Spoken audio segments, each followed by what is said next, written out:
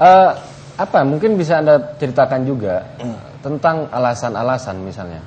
Anda menunjukkan tadi di posisi mana, di organisasi apa. Nah, sepanjang sejarah itu bagaimana kejadian itu berkelindan dengan persoalan motif, persoalan sebab itu sendiri.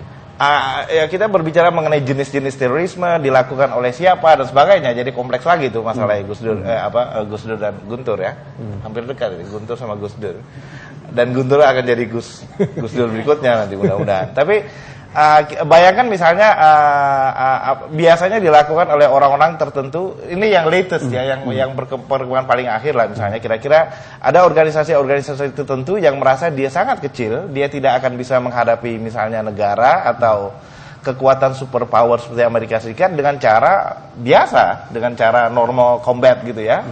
Dia harus menggunakan cara-cara lain gitu, dan cara-cara lain itu harus efektif, dan bagaimana biar efektif itu adalah dengan cara yaitu tadi melakukan yang kemudian kita sebut sebagai terorisme, dilakukan oleh segelintir orang yang bisa dikelola dengan baik, dikader dengan baik dan sebagainya, tetapi implikasinya itu bisa menakutkan semua orang karena praktis tidak ada seorang pun yang teoritis bisa lepas dari menjadi korban teror gitu kan, kira-kira gitu. Nah, semuanya itu dimaksudkan untuk biasanya ada tuntutan-tuntutan tertentu kan. Korbannya misalnya Bali, itu yang disebut korban langsung. Tapi sebenarnya target tidak langsungnya bukan orang-orang yang Bali itu. Target langsungnya adalah orang-orang di seluruh dunia ini, yang dengan sekarang ini dengan majunya teknologi media dan sebagainya makin mudah dilakukan. Karena kira-kira mereka ingin mengatakan, Anda lihat apa yang terjadi di Bali, dan bukan korban itu sendiri yang penting, bukan korban langsung itu sendiri, tapi seluruh dunia yang bisa menyaksikan peristiwa itu dan mereka menyampaikan tuntutannya, kira-kira gitu ya. Kita harus punya sikap yang jelas, menolak kekerasan. Nah, itu penting sekali. Jadi walaupun bagaimana juga kalau orang menggunakan kekerasan secara terus-menerus, ya dia itu teroris. Nggak bisa dibilang bahwa dia itu pejuang. Ya ini penting sekali. Tapi juga harus sungguh-sungguh. Contohnya Bali. Bali itu cukup banyak yang menganggap bahwa Amrozi itu hanya korban saja. Korban dari apa? Dari orang-orang dalam lingkungan TNI sendiri yang main kekerasan.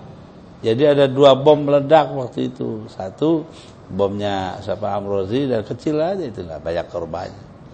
Tapi ada bom lain yang kena. Nah itu. Nah, karena pengadilan kita itu modelnya mafia, ya banyak kecurangan. Akhirnya kita nggak tahu toh pengadilan itu ngomong bener apa enggak gitu.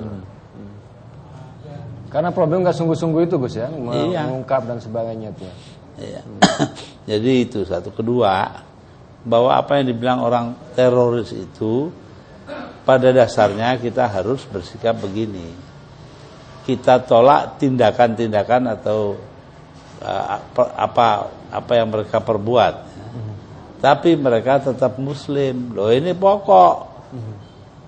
Karena selama mereka masih percaya Tuhan itu ada, ya, Allah itu ada, dan Nabi Muhammad pesuruhnya, ya selama itu dia muslim, nggak bisa dibilang keluar dari Islam. Nah, ini penting sekali. Tapi sebaliknya yang kita dengar sekarang dari FPI mengatakan si A itu kafir, lah ya bagaimana? Tetap setia bersama acara Kongko bareng Gus Dur.